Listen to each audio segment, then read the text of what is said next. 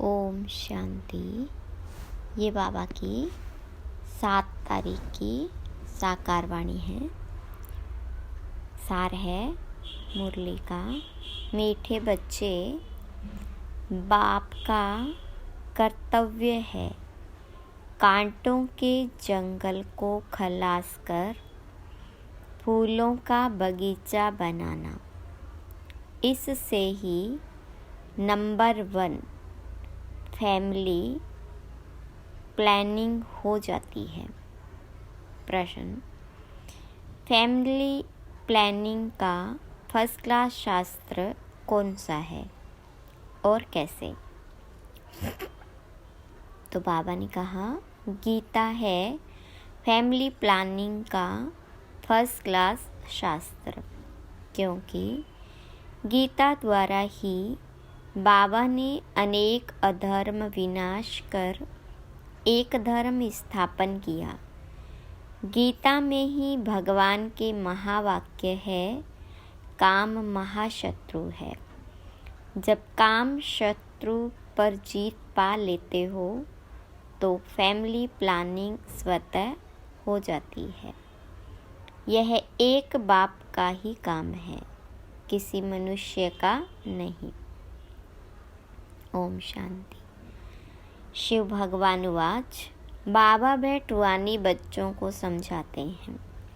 इस दुनिया को तो आसुरी दुनिया जरूर कहेंगे, नई दुनिया को दैवी दुनिया कहेंगे। दैवी दुनिया में मनुष्य बहुत थोड़े रहते हैं। अब यह राज भी किसको समझाना चाहिए? जो फैमिली प्लानिंग के मिनिस्टर होते हैं उन्हों को समझाना चाहिए। बोलो, फैमिली प्लानिंग की ड्यूटी तो गीता के कथन अनुसार एक बाबा की ही है। गीता को तो सब मानते ही हैं। गीता है ही फैमिली प्लानिंग का शास्त्र। गीता से ही बाबा नई दुनिया की स्थापना करते हैं। यह तो ऑटोमेटिकली ड्रामा में उनका पार्ट नूंदा हुआ है। बाबा ही आकर के आदि सनातन देवी देवता धर्म की स्थापना करते हैं अथवा प्योर नेशनलिटी की स्थापना करते हैं। अपने को देवी देवता धर्म का ही कहेंगे।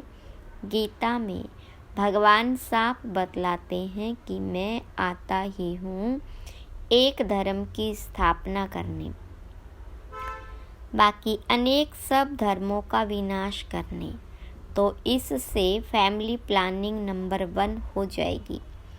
सारी सृष्टि पर जय जयकार हो जाएगी और एक आदि सनातन धर्म की स्थापना हो जाएगी। अब तो बहुत मनुष्य होने के कारण बहुत किचड़ा हो पड़ा है। वहाँ के जानवर पंछी आदि सब फर्स्ट क्लास होंगे, जो देखने से ही दिल खुश हो जाए। डरने की बात नहीं। बाबा बैठ समझाते हैं, तुमने मुझे बुलाया ही इसलिए है कि आकर फैमिली प्लानिंग करो, अर्थात पतित फैमिलीज को वापस ले जाओ, पावन फैमिली की स्थापना करो।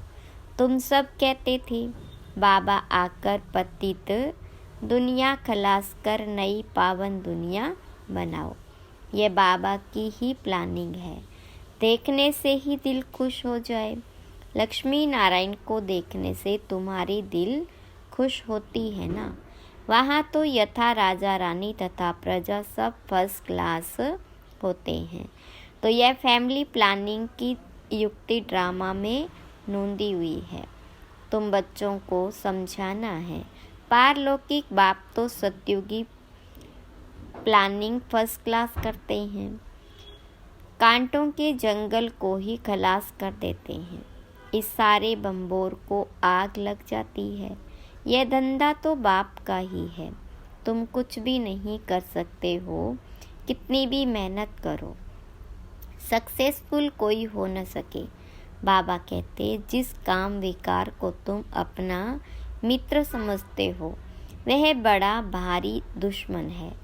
बहुत है जो उनके मित्र बन जाते हैं। बाबा ऑर्डिनेंस निकालते हैं, सख्त ऑर्डर निकालते हैं, तुम इस पर विजय पहनो।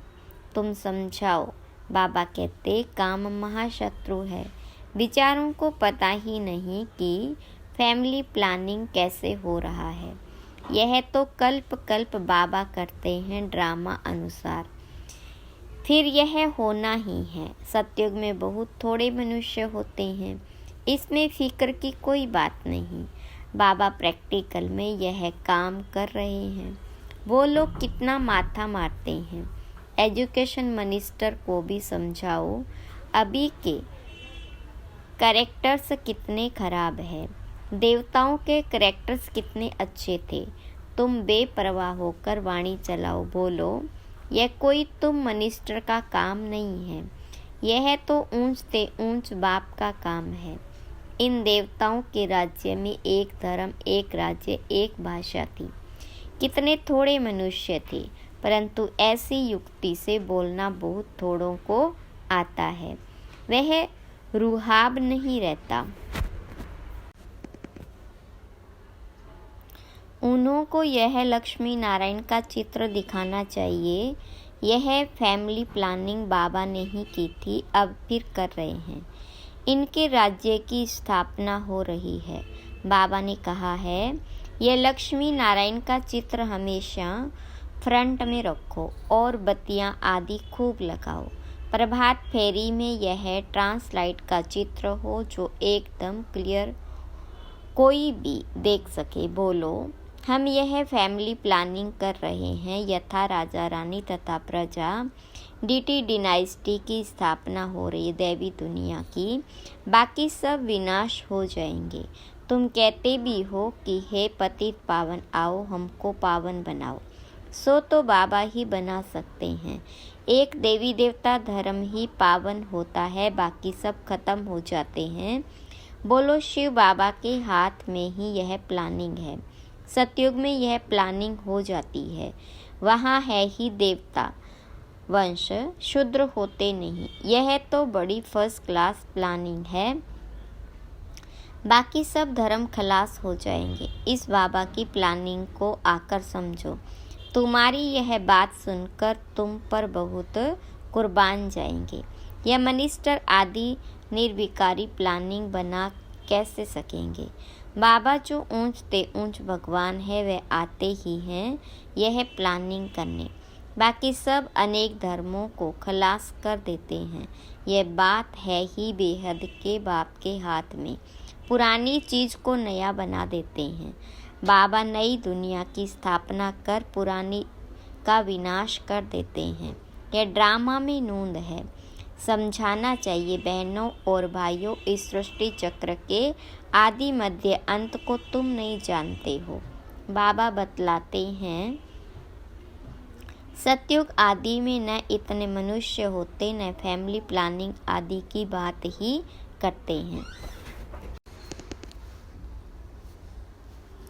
पहले तुम सृष्टि के आदि मध्य अंत को आकर समझो। सदगति दाता बाबा ही है।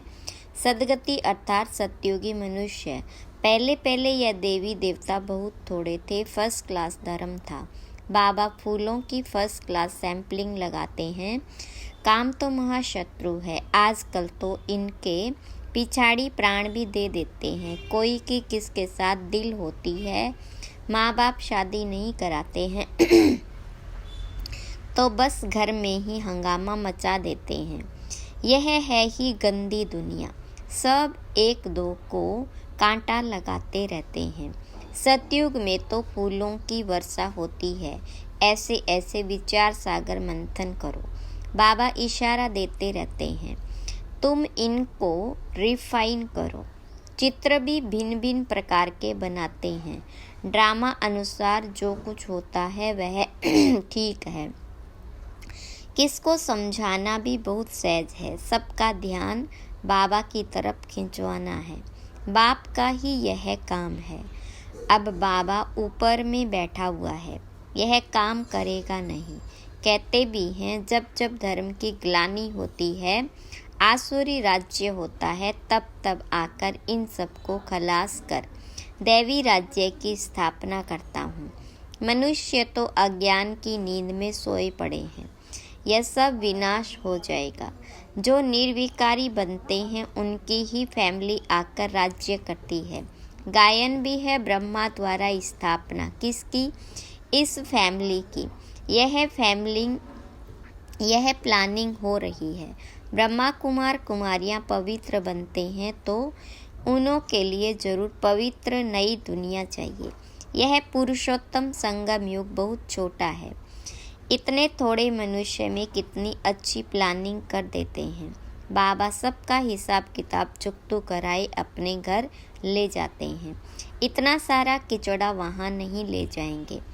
छी आत्माएं जा न सके, इसलिए बाबा आकर गुलगुल बनाकर ले जाते हैं। ऐसी बातों पर विचार सागर मंथन करो। तुम रियलाइज करते रहते हो। बाबा कहते मैं एक धर्म की स्थापना कराने तुमको रिहर्सल करा रहा हूँ। यह फैमिली प्लानिंग किसने की? बाबा कहते मैं कल्प पहले मिसल अपना कार्य कर रहा हूँ। पुकारते ही हैं पतित फैमिली से बदलकर पावन फैमिली स्थापन करो। इस समय सब है पतित। शादियों पर लाखों खर्चा करते हैं, कितना शादमाना करते हैं और ही पावन से बदल पतित बन जाते हैं। तुम बच्चों को अब यही ईश्वरीय धंधा करना चाहिए। सबको समझाना चाहिए। सब आसुरी नींद में सोए पड़े हैं, उनको जगाना चाहिए। गोरा बनकर औरों को भी बनाए तो बाबा का प्यार भी जाए। सर्विस ही नहीं करेंगे तो मिलेगा क्या? कोई बादशाह बनते हैं तो जरूर कोई अच्छे कर्म किए हैं। यह तो कोई भी समझ सकते हैं। यह राजा रानी है, हम दास दासियाँ हैं तो जरूर आगे जन्म में कर्म ऐसे किए हैं। बुरे कर्म करने से बुरा जन्म मिलता है।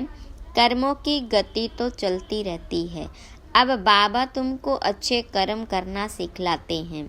वहाँ भी ऐसे जरूर समझेंगे कि अगले जन्म के कर्मों के अनुसार ऐसे बने हैं। बाकी क्या कर्म किए हैं वह नहीं जानेंगे। कर्म गाए जाते हैं। जितना जो अच्छा कर्म करते हैं वह ऊंच पद पाते हैं। ऊंच कर्मों से ही ऊंच बनते हैं। अच्छे कर्म नहीं करते हैं तो झाड़ू लगाते हैं, भरी ढोते हैं। कर्मों का फल तो कहेंगे ना। कर्मों की थ्योरी चलती है। श्रीमत से अच्छे कर्म होते हैं। कहाँ बादशाह कहाँ दास दासियाँ। बाबा कहते अब फॉलो फादर। मेरी श्रीमत पर चलेंगे तो ऊंच पद पाएंगे। बाबा साक्षात्कार भी कराते हैं। यह मम्मा बाबा बच्चे इतने ऊंच बनते हैं, यह भी कर्म है ना। बहुत बच्चियां कर्मों को समझती नहीं हैं। पिछाड़ी में साक्षात्कार सबको होगा। अच्छी तरह पढ़ेंगे लिखेंगे तो नवाब बनेंगे। रूलेंगे पीलेंगे तो होंगे खराब। यह तो उस पढ़ाई में भी होता है। भगवानुवाच इस समय सारी दुनिया कामचिता पर जल मरी है। कहते हैं स्त्री को देखने से अवस्था बिगड़ती है। वहाँ तो ऐसी अवस्था नहीं बिगड़ेगी। बाबा कहते नाम रूप देखो ही नहीं, तुम भाई भाई को देखो। बड़ी मंजिल है। विश्व का मालिक बनना है। कभी किसकी बुद्धि में नहीं होगा। यह लक्ष्मी नारायण विश्व के मालिक कैसे बने? बाबा कहते मैं तुमको स्वर्ग का मालिक बनाता हूँ। यह लक्ष्मी नारायण सर्वगुण संपन्न थे। आजकल जिनका तुम नया ब्लड समझते हो वे क्या करते रहते हैं? क्या गांधी जी यह सिखला कर गए? राम राज्य बनाने की भी युक्ति चाहिए। यह तो बाबा का ही काम है। बाबा तो एवर पावन है। तुम फिर 21 जन्म पावन रहे, फिर 63 जन्म पतित बन जाते हो। समझाने में इतना मस्त बनना चाहिए। बाबा बच्चों को समझाते रहते हैं, बच्चे पावन बनो। अच्छा, मीठे मीठे सिकिलदे बच्चों प्रति माता पिता बाप दादा का याद प्यार और गुड मॉर्निंग। रूहानी बाप की रूहानी बच्चों को नमस्ते। रूहानी बच्चों की रूहानी बाप दादा को याद प्यार गुड मॉर्निंग और नमस्ते। धारणा के लिए मुख्य सार। पहली पॉइंट, अपनी अवस्था सदा एक रस एडोल बनाने के लिए किसी के भी नाम रूप को नहीं देखना है। भाई भाई को देखो, दृष्टि को पावन बनाओ, समझाने में रुहाब धारण करो। दूसरी पॉइंट, बाप का प्यार पाने के लिए बाप समान धंधा करना है। जो आसुरी नींद में सोए हुए हैं उन्हें जगाना है। गोरा बनकर दूसरों को बनाना है। वरदान, अपने सरल स्वभाव और शुभ भाव द्वारा भोलानाथ बाबा के प्यार का अनुभव करने वाले आकर्षण मूर्त भव। विस्तार, भोलानाथ बाप को सबसे प्रिय भोले बच्चे हैं। भोले अर्थात जो सदा सरल स्वभाव, शुभ भाव, स्वच्छता संपन्न, मन और कर्म दोनों में सच्चाई और सफाई वाले हैं। ऐसे बच्चे आकर्षण मूर्त बन बाप को भी अपने ऊपर आकर्षित करते हैं। भोलानाथ बाप ऐसे सरल स्वभाव भोले बच्चों के गुणों की माला सिमरन करते हैं। भगवान को भोलानाथ प्यारा है। आप बच्चों ने अपने भोलेपन से ही भगवान को मोह लिया, उन्हें अपना बना लिया। स्लोगन, अपने चेहरे और चलन से गुण व शक्तियों के गिफ्ट बांटना ही शुभ भावना, शुभ कामना है। अच्छा, ओम शांति।